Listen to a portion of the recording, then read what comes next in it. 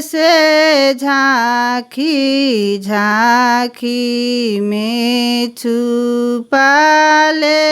मनमोहना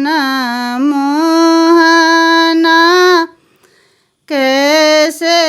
झांकी झांकी में छुपाले मनमोहना कहमा कृष्ण के जन्म भयो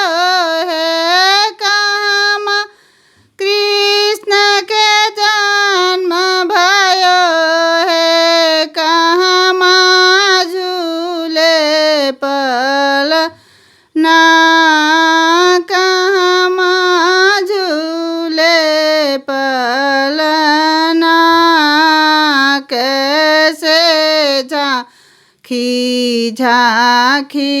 में छुपाले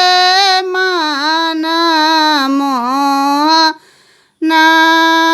मथुरा कृष्ण के जन्म भयो है गोकुला झूले पलना कैसे झांकी झांकी में छुपाले मनमोहना कैसे झांकी झांकी में छुपाले मनमोहना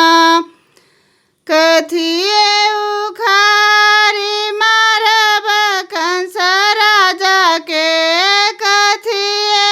उखारी मारब कंस राजा के कथिए पिलाएब मनमोहना कथिए पियाएब मनमोहना कैसे झांकी झांकी